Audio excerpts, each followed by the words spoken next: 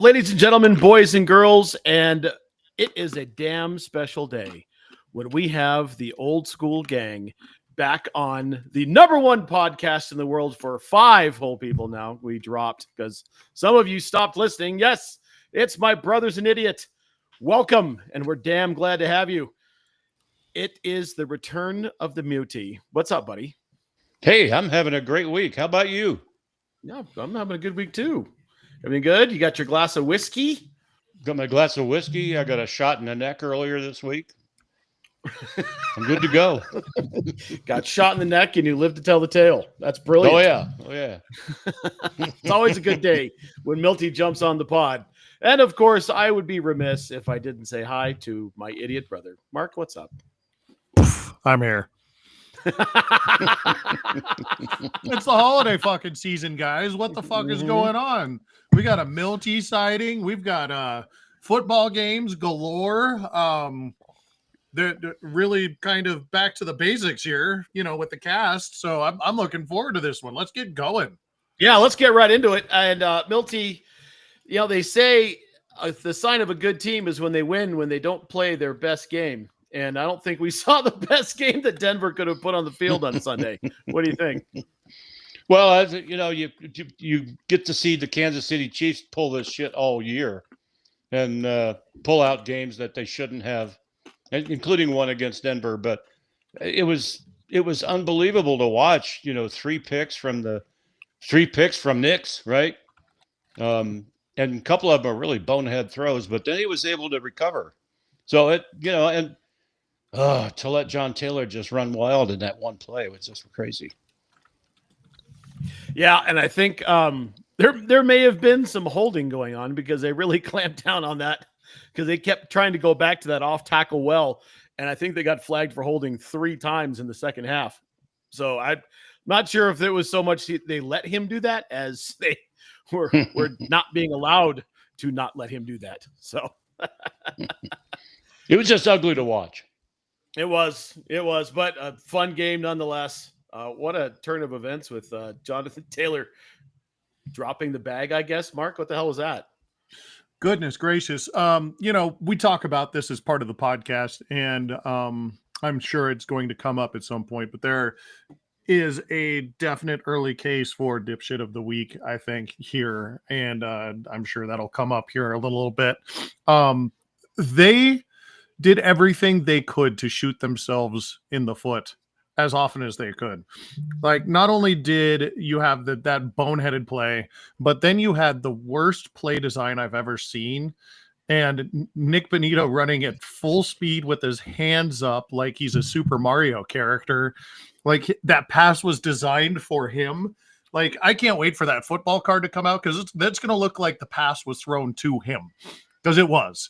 That was the worst play I've ever seen in maybe the second worst play I've ever seen, because that fake punt thing that they did was pretty bad a number of years ago with the Colts, and this was right up there. And then I put that Cowboys thing with Ezekiel Elliott being the center. That's on the list. The Zeke center play is definitely up there. But two of the 3 boneheaded plays, 2 of the 3 most boneheaded plays in the last 15 years have been the Indianapolis Colts, and we watched one of them on Sunday. It was brutal. Yeah, for sure. And I don't know, we're not going to get a whole bunch of the X's and O's, but I do want to talk a little bit about, I think at some point we have to recognize, fellas, that the job that's been done by George Paton specifically in terms of drafting and free agency the last couple of years has been really good here. Let's just look at the number of players he's picked just in the last 2 years. And there's a couple that go back a couple of years before that because he started in 21. But most of these guys are in the last 2 years. These are his draft picks. All of these guys have had impacts on games. Bo, clearly. Mims, Vele, Troy Franklin, Estime, Javonte, Quinn Miners, Wattenberg, Forsyth, Riley Moss, Abrams Drain, who played, I think, a fantastic game in his first start on Sunday as a rook, Damari Mathis, PS2, Greg Sanders, who the Jury is still out on if he can stay healthy, but he looks really good. Luther Ellis, Nick Benito, Jonathan Cooper, and Turner Yell. That's just the draft picks that have stepped up and made impacts. I mean, that's how you draw it up, right, Milty? Absolutely. And I think one of the most impressive to me has been out of a small college, Quinn Miners. I mean, you mentioned Wisconsin Whitewater and starter and a stud, you know? It's just unbelievable how they can pick out a guy like that. Yeah, Mark. And then you look at the undrafted free agents. Palczewski, who's played good time at tackle. Nate Atkins with 3 touchdowns. He's the second highest. He's got the second highest touchdown total on the team in terms of receptions. I don't know if you knew that or not. Jaleel McLaughlin, Wazarike, and Tillman. Those are just the UFAs the last 2 years. Look, we hammer and have hammered on George Paton for some of the bonehead moves. Randy Gregory, not a great move. Russell Wilson, I don't think he did that in a vacuum, but clearly he was driving the bus. Nathaniel Hackett. Now, we look at Nathaniel Hackett and say that was a terrible move, but he was a hot commodity. Like he was not the only team that wanted Nathaniel Hackett, but there have been some crap. The last couple of years, it's been really good here, Mark. Yeah, I mean, I think they finally have a 1-2 punch in the front office with what Greg or George is doing, and with Sean's influence. You see them really dial it in the last couple of years with what they're looking for specifically. It's not just even it's Sean goes to him and says, all right, here are the ingredients. I need a dude that looks like this, that runs like this. I need you to go find him. And George has been able to find him. And that's what they needed. This team needed somebody to be like, these are the ingredients I need you to cook with. Go get them for me. And that's what George Paton has been. And it's been a really kind of a match made in heaven, honestly, in the last couple of years that Greg Penner's really put, together these two. And they're just, it seems like, on the outside looking in, it seems like they are firing on all cylinders with personnel.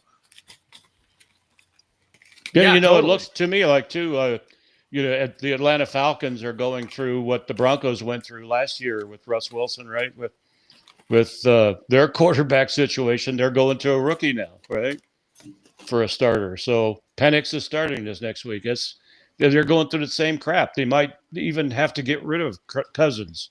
Wow, and then they got that did dead that cap problem. themselves. Oh yeah, so the Broncos did that themselves with Russell Wilson too. Well, yeah, but they didn't set themselves up for success when they did that themselves with Russell Wilson. Well, I mean, this year, if you watch Russell this year, you can tell he's not washed. So there's clearly more gas in the tank. There just was a disconnect between Russell in the building and what Sean wanted to do and all of the things that come with Russ, right? And I don't know if necessarily Tomlin's allowing the thing to happen or if Tomlin stomped on it. Because I get the sense that as much of a hard ass that Tomlin is, he lets some shit go. I mean, we all remember AB Instagram living in the locker room, right? A few years ago in Pittsburgh. There wasn't anything really said about that. I think Tomlin lets his guys be guys and then just manages the football piece. And then if the bullshit happens, he just kind of does what Tomlin does, whatever that is. I mean, the guy's a fantastic coach. Never had a losing season, been there forever. I think he's the longest tenured coach now in the league, if I'm not mistaken. He is. Yeah. Yep. So he's clearly doing something right. So the meshing of head coach and quarterback is super important. And it just wasn't a good mesh last year. Looks like it's a good mesh this year. Mark? Yeah, no, I agree. And the other side of that is we did have a year of Russell Wilson where Russell Wilson was allowed to do whatever the fuck he wanted. And so we saw the both sides of it. We saw Russell Wilson in a box in Sean Payton's dumbed down system and what that looked like with, very little personality because he was not putting himself out there. But then year one was, it was Mr. Unlimited for sure. We had the Broncos country, let's ride and all that bullshit, and doing the high knees down the fucking, we saw both sides of it. We saw what he looked like when he was just allowed to do whatever the fuck he wanted with his own coach in the building and shit, and we saw the other side, and we didn't like either. So it's okay for him to go away, but it looks like you said, and in Tomlin's system, you just need a guy there. Not to say that the quarterback's not super important in that system, but they've kind of done it with just a guy for a while there. And there you go. He's just a guy, and it works for him. So, yeah, and he had to your point, he had a winning record with Mason Rudolph as his starting quarterback, dropping N-bombs. Right? I mean, it's just right. So the guy clearly knows what he's doing. So right. I just he's got a wide receiver who fights somebody every fucking week. George Pickens is out there fighting people every week. Yeah. He chooses violence every single Sunday, whether they want it or not. Just, oh my God. Didn't Justin Fields rust stepped in? Yep, sure did. 4-2 or something. Yep. Yeah, so sure there's something there, Yeah, absolutely. He's a great coach. I just wanted to call out the job that George has done so far. I think that they're still in salary cap hell for the next, 18 months. Once we get through, this season and then into the next league season for 2026, that all goes away. So that they're definitely going to be in a better spot. But the talent evaluation and the way they've been able to put this together has been fantastic. Absolutely. Muti. Oh yeah, we got a MJ sighting. Dipshit should be working, but she's clearly watching us. She's watching us on Twitch. She's at work. She's probably working. Yeah, she just turned on her Twitch channel and walked away. Yep. She's giving us a stream on Twitch. Thanks, Dipshit. All right, well, that's enough of that. Let's get into some Pew Pew Pick 'em. Mark, take it away. Hey, this is Pew Pew Pick 'em, sponsored by nobody right now. You could be the sponsor. We could use some money. That would be cool. But we don't have a sponsor. So we're going to... That's pretty cool. Thanks, Michaela. I got to put that one up there. Yep. If you can't see it, if you're listening to it, there's the voice of God says, I can multitask, motherfucker. That is brilliant. Carry on. Okay, so this is Pew Pew and this is Pick 'em. We do a slate of games, ladies and gentlemen. We do them every week, and it's the full slate of NFL games. We don't do the pros. We're not going to do the college football playoffs. Well, we might, but we're not going to. Anyways, let's talk about this. Confusion. Let's talk about the scores going into this week. We've got Matt. You had the highest of the week with 13 last week. Frank got the Raiders pick wrong, so he got 12. We tried to talk him out of it. We tried to talk him out of it. We did. We tried our best to talk him out of it. I made fun of him to his face, saying that is a terrible pick, and he still went with it. So he lost another one. That brings your show running totals right now to 140, and then Frank is at 126. So solid. I think we can call this one ding, ding, ding. The fight's over. Unless something wacky happens in the last couple of weeks here, I think we're good. Yeah, that's 2 in a row. Where's my championship belt? Get it yourself. Okay. Or make Frank get you one. You're right. Yeah, give me it. Oh, I got something for that. Oh, I've got one of those too. I'm not going to go try to find it right now. Oh, I got it right here. It's right here. There's the ring. In case you were wondering. Is it this one, Matt? It's this one. There you go. I am the champion, and it's even got 2 horses on it twice in a row. There we go. That's awesome. It's going to sit like this the rest of the podcast. All right. Well, let's talk about the full slate of games, shall we? Shall we? Shall we? And normally we go in chronological order. We always skip a team. And unfortunately, the team that we're skipping is the one that plays the Thursday night game. So we're going to be talking about that Broncos game last. So hold on to that thought for a minute, but we're going to go through the rest of them first. We're going to start on Saturday, guys. Yes, we've got 2 games on Saturday. The first one, did you see this thing about the Madden cast that they're doing for the Texans Chiefs? Have you seen this? Yeah, I think I want to watch this. I kind of want to watch it. I'm going to be at work, so I'm going to miss it, but I'm sure there'll be plenty of highlights. It sounds fascinating to me. They've been working on it for months. Anyways, so you've got the Texans and Chiefs. This game is in Kansas City. The Chiefs are favored by 3 in this one. The over-under is 41.5. Milty, let's start with you. Well, this is really kind of a toss-up because I think the way Kansas City's been playing and with Mahomes having that ankle sprain, it's up in the air. So I might take the road team. I'm thinking about Houston and over. Okie dokie. Milty with the over. Matt. What did Frank pick? Frank picked the Chiefs. Yeah. Houston's win last week was more about Miami and Tua specifically playing poorly. Houston was outgained. They ran less plays. They allowed more sacks. They lost time of possession, but they won the turnover battle because Tua decided to throw it just to Houston almost exclusively. And that's not going to happen with the Chiefs. Mixon's banged up. CJ's having that sophomore slump season. This is going to be KC in the under. I'm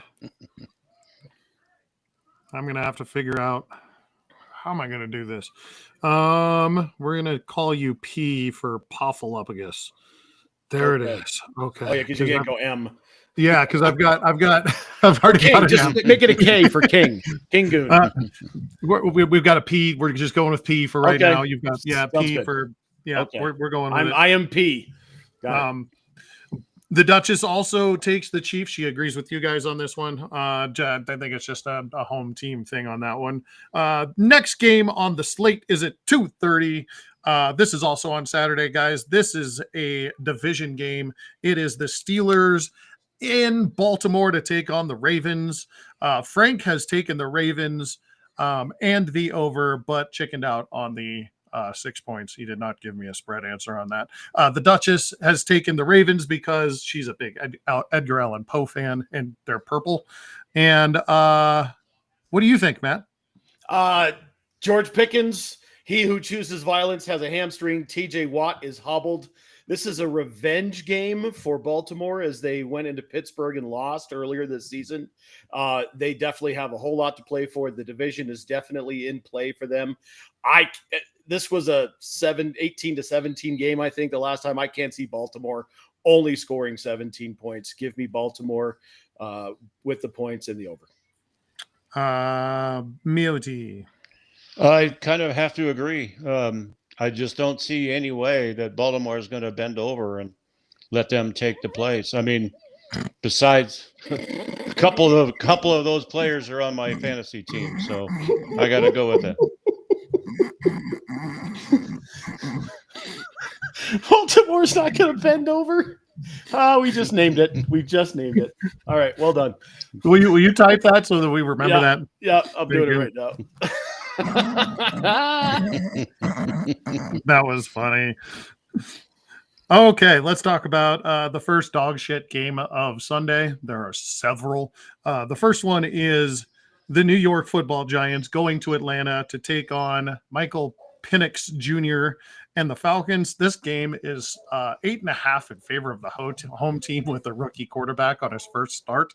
But that's just how bad the Giants are. The over-under in this game is 42. What do you think about this game, Milty? It's going to be the Giants just can't win anything. I mean, I think the 8.5 point spread is pretty high, but I think the rookie quarterback's going to pull it out for Atlanta. And Matt. Who's playing quarterback for the Giants? I think it's going to be Tim Boyle. That should tell you everything that you need to know. DeVito's in concussion protocol. Locke is out. ATL is more talented on both sides of the ball. They just can't generate any kind of a pass rush.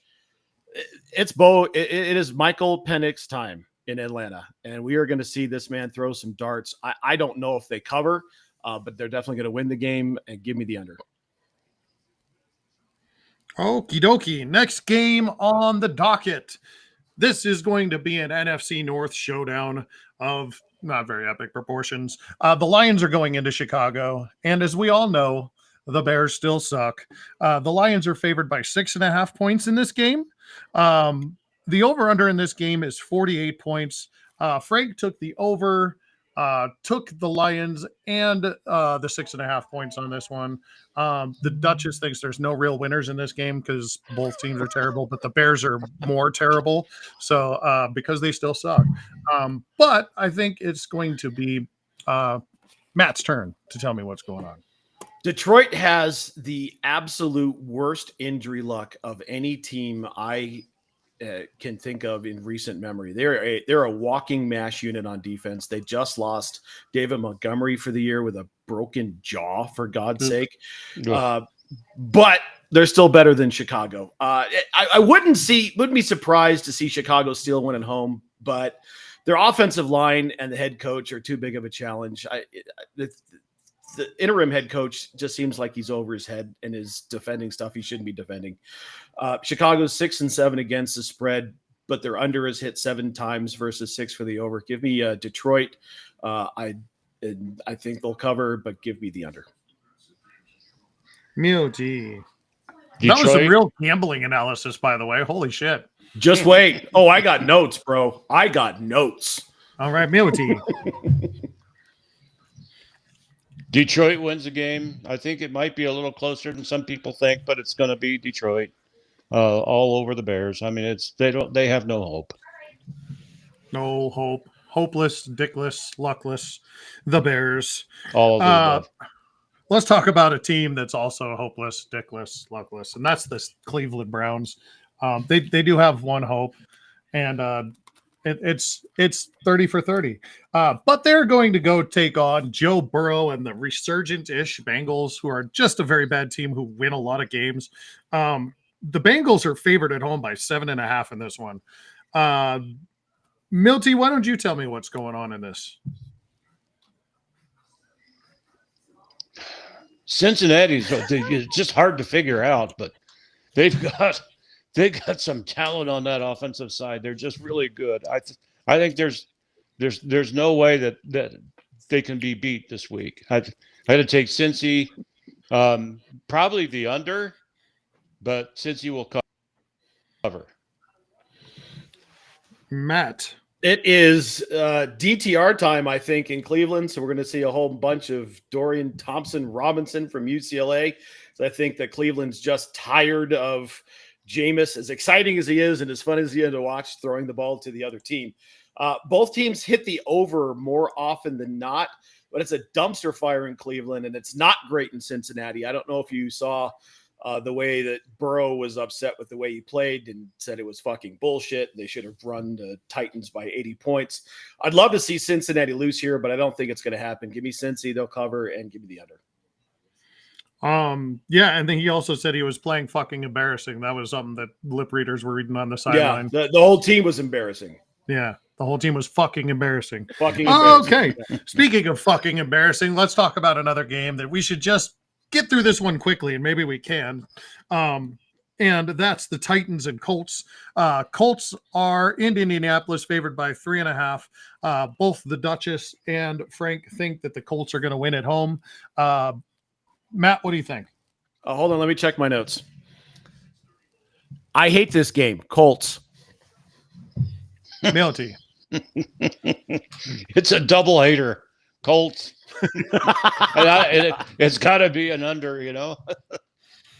As long as we get another dumb song by that dumb fan who sings the same dumb song and doesn't know his own dumb dance, and he's been doing it since the start of the preseason. You know about what I'm talking about? Mm-hmm.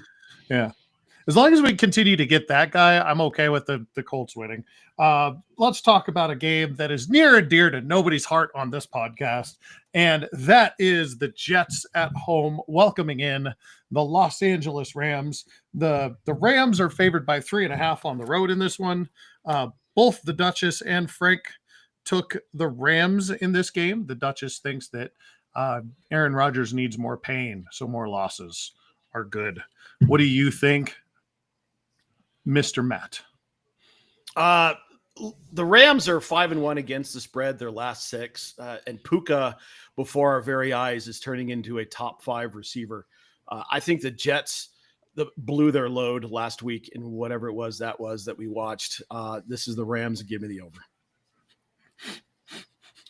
What blew their load? Milty. I didn't say that. I have my own comments. It will be the Rams. The Jets are outmatched. They've got no hope as long as dipshits at quarterback. Nothing's going to go right. There you go. Even at home. Okay, let's talk about another division game. This one takes place way east of here. And the Philadelphia Eagles are going on the road to take on the Washington Commanders. The panel is split so far in this one. Frank likes the Eagles and the over. The Duchess likes Washington. The Eagles are favored by 3.5 on the road. Milty, what do you think?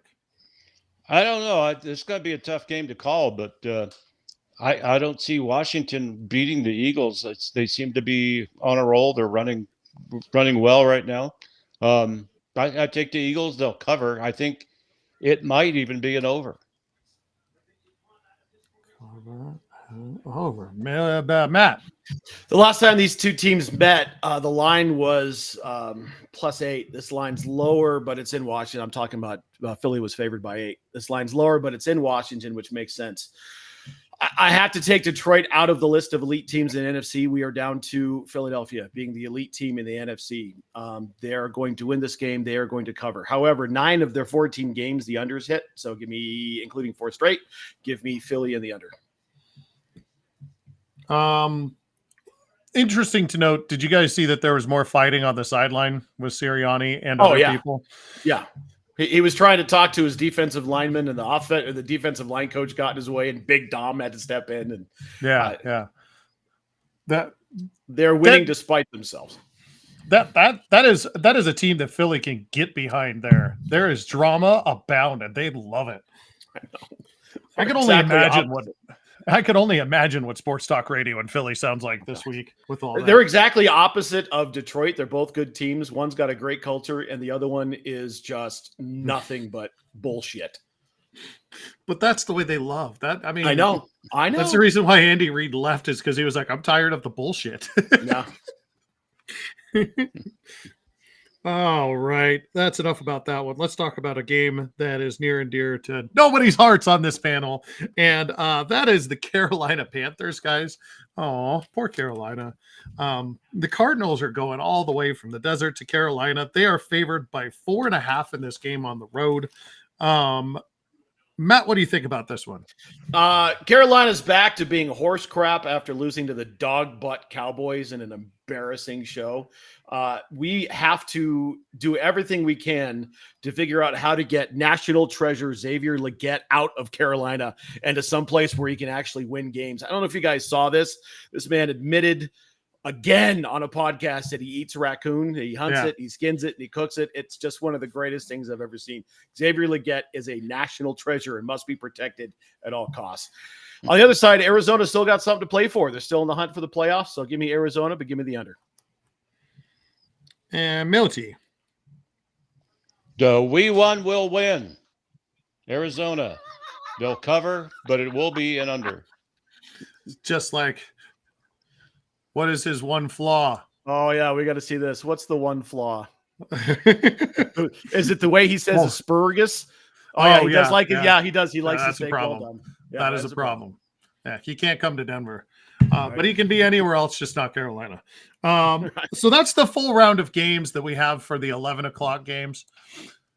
So let's talk about the 2 o'clock games now, shall we? The first one's happening in Seattle, guys, and that is the Minnesota Vikings going to Seattle to take on the Seahawks. The over-under in this game is set at 43.5.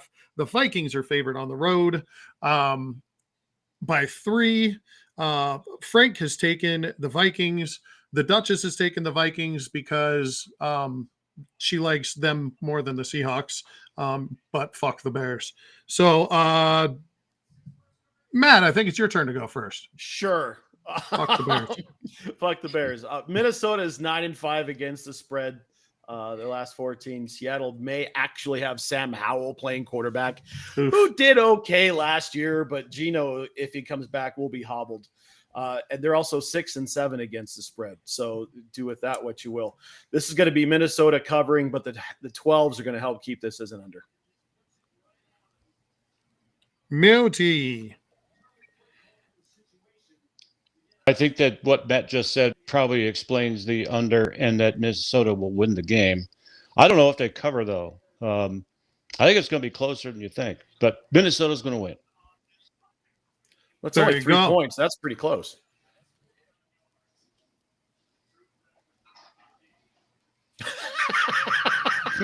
So an extra point in the game. Yep. Right.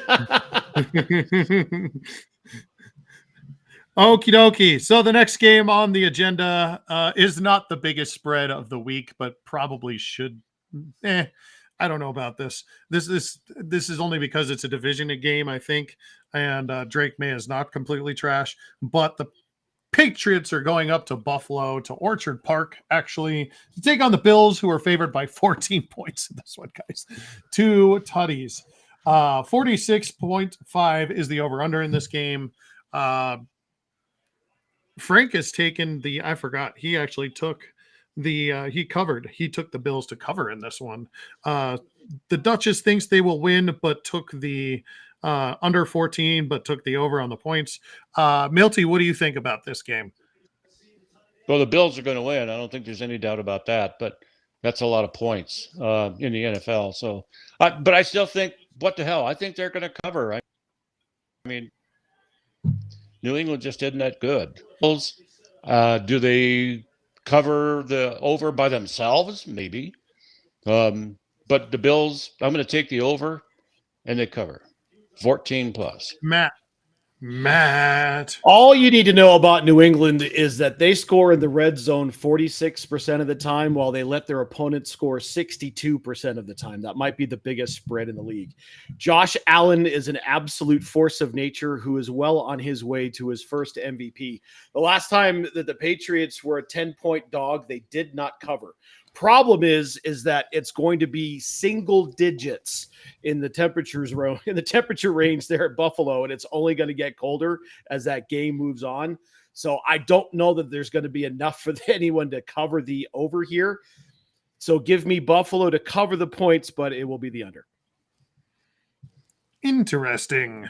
That's very, very, very, very, very interesting. This game's not. It's the Jags and Raiders in Las Vegas. There's a 1-point spread in this one, guys, in favor of the Raiders at home. Matt, why don't you go ahead and start us off on this one? Hold on. Notes say, who fucking cares? Vegas over. Yeah. Okay. No, sorry. Under. Vegas under. I can't read. Under. And Milty. Well, I don't know which team wants to lose more. That's just, you got two teams that maybe coaches are moving on, and the players are just really questionable throughout game after game after game. So I guess I have to take the Raiders under, and what is it? What you said, 1 point? Yeah. At home? Yeah. So there's, yeah. The next game's not real interesting either, mostly because both of these teams are basically mash wards. One of them slightly more so than the other one. But this is the 49ers going to Miami to take on the Dolphins. Dolphins are favored by 1 in this game. Panel is split on this one again. The Duchess has taken the 49ers because of Joe Montana, and Frank has taken the Dolphins, and he has taken the over in this game. Matt, what do you think about Matt, why don't you go first? That's fine. Tua needs a bounce back game, and I think this might be the game he gets it. San Francisco's in the late stages of one of the roughest seasons they've had in quite a long time. Both of these teams are 5-9 against the spread, but Miami still has a little bit something to play for here. Give me Miami and give me the under. Milty. I think Miami's going to take this one because they do still have some shot at the playoffs, but it's just, both teams are just hurting. So I think it's going to have to be the under, but I'm taking Miami.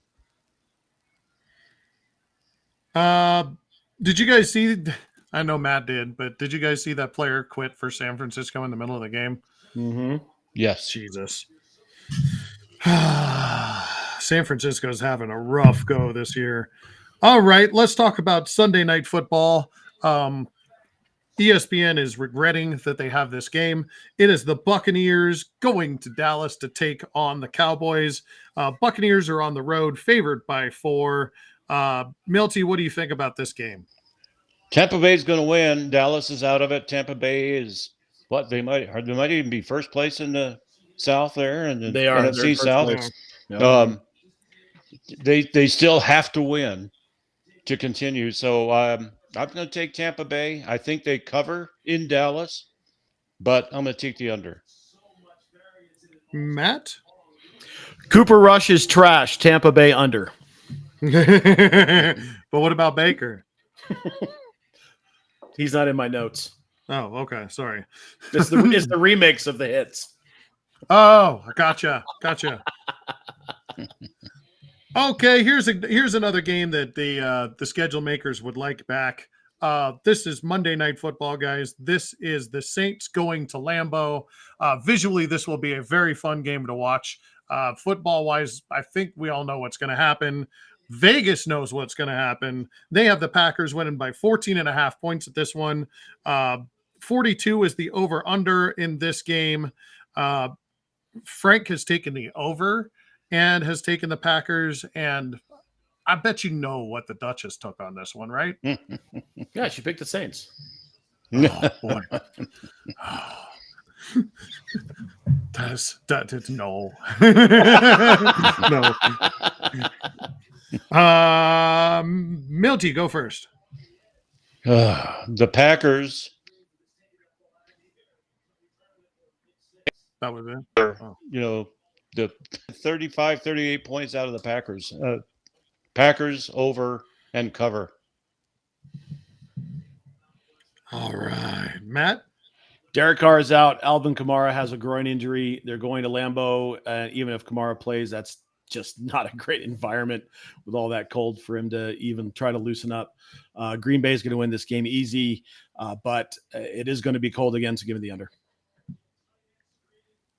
Under, which brings us back to Thursday Night Football. And this is the game we're all talking about. This is the Broncos going into Los Angeles, where we know what it's going to be. What have I said every week for every Chargers game?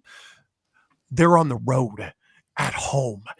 And so the Broncos fans will be at home on the road. But Vegas has the Chargers favored by 2.5 in this one. The over-under in this game is 42.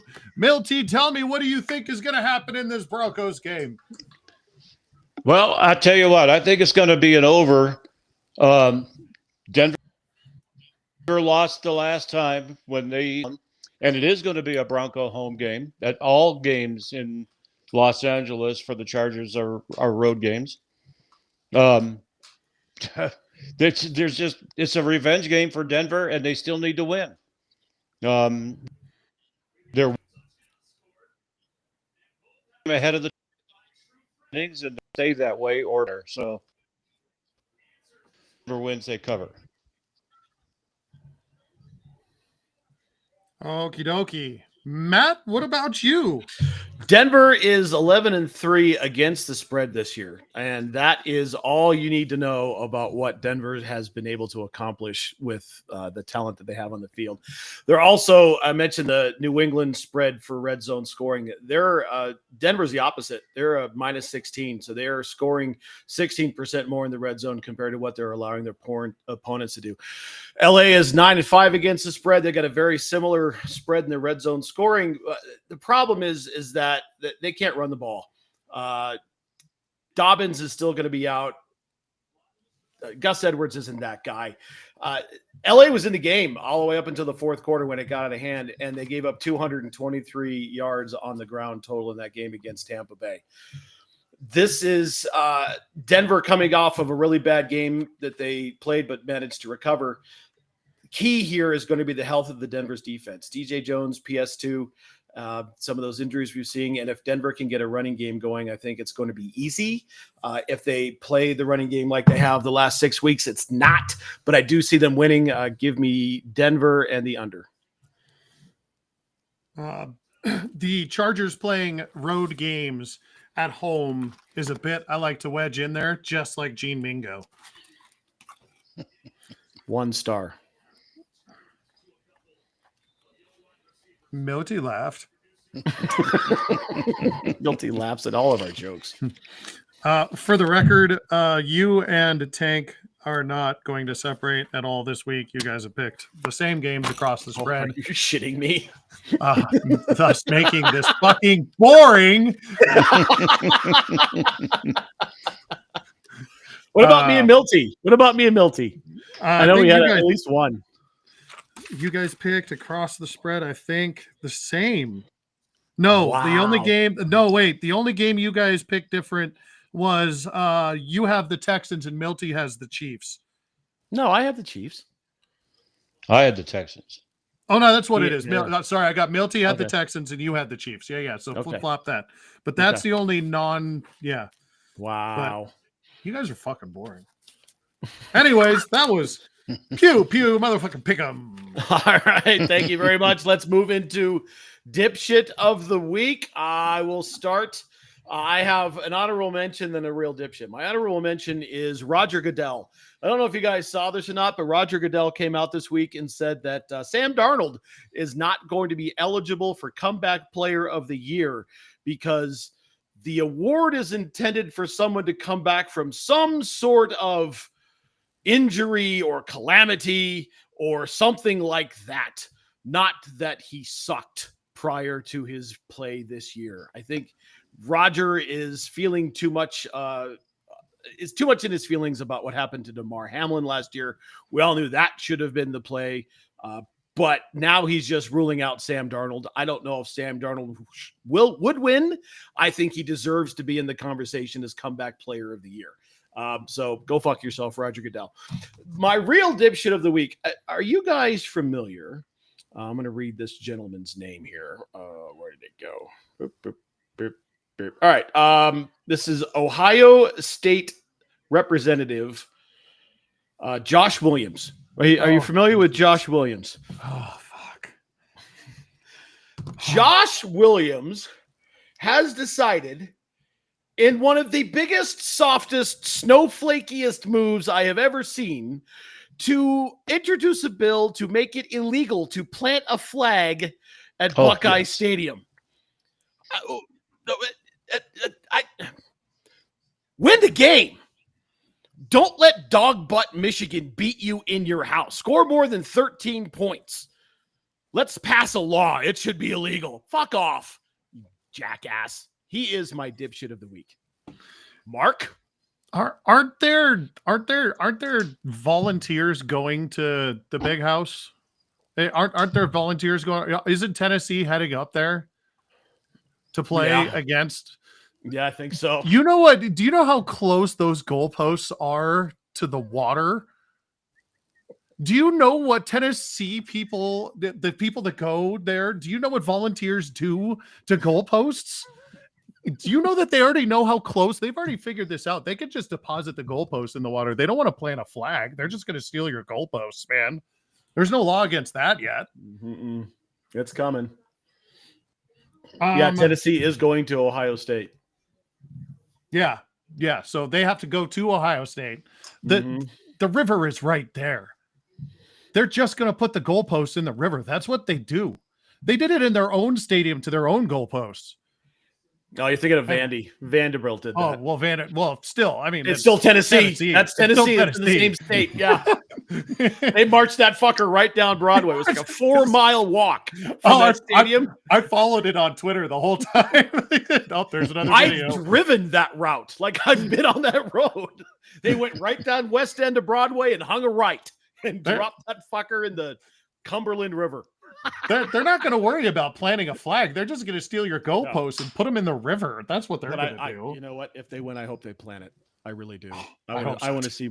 God, there's so many Ohio State people in my office. They're like, come on, let's go. All right, sorry, Mark. Okay, Milty, but we didn't cover any of yours, I don't think. So you still have your dipshits, which is good because he's got 3, I think. Okay, at least at last count. But my dipshit of the week comes from Mr. Toaster and is the Hornets.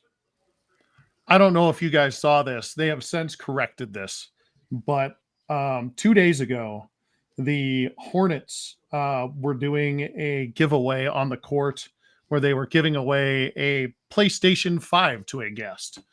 The kid won. It was like a shooting contest or something. Who knows? It was on the court. They had the stupid Buzz or whatever his name was there. Yay! Gave him the PlayStation 5 in the bag.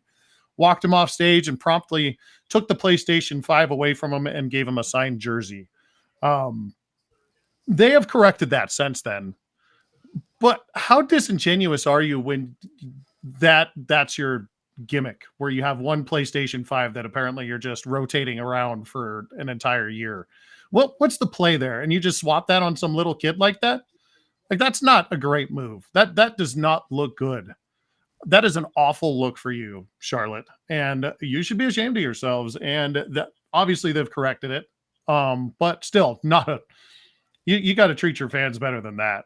They're not stupid. We're people. Come on. Anyway. And social media is a thing. Yeah. Like we all that wasn't going to get out. Right. It instantly became a story, and you had to do something about it, you fucks. Anyways, that was my dipshit of the week. All right, Milty, what do you got? All right. So we all saw it. I got to go with Jonathan Taylor. I mean, we're a freaking pro team, right? You know where you're at on the football field. You whether it was released automatically or he mishandled the ball, you don't do that at the half-yard line. That's my dipshit of the week is Jonathan Taylor. If I had to have a backup, it's his head coach, Shane Steichen or whatever his name is, for sending that beautiful play in at the timely moment where one of our premier defensive linemen, Mr. Benito, picked off the fumble. And, you know, if it had been a yard further up, it would have been an interception. But 50 yards for a touchdown, he put that play in just at that time, and I got to love it. So there's my 2 dipshits of the week in the same game. Yeah, that play for Benito came right into us, and I looked. The Queen was with me, and we both looked at each other and were like, "What the fuck did we just watch?" Like, we had no idea what. Like, that's a what? What? And it's funny because the dropping of the ball before it gets that happens 2 or 3 times a year in college, right? It happened twice on Sunday in the pros. I don't know if you guys know this or not, but Cincinnati was on a scoop and score and did the same exact thing. Right. And I saw it. I got to see the same thing happen twice on the same day, one of them live. That's absolutely brilliant. That's Mark and I were talking yesterday. It's like Deshaun Jackson, 7, 8, 9 years ago, did the same thing. Mm-hmm. Oh, God, how can you do that? Yeah. Like you guys said, it happens once or twice a year, and we all make fun of them for it. It literally should just be a clause in every professional player's contract that if you do that, you get cut. Like, you just forfeit. Like, you have to go away now. You can re-sign and come back, but you don't get any more money. You got to start over.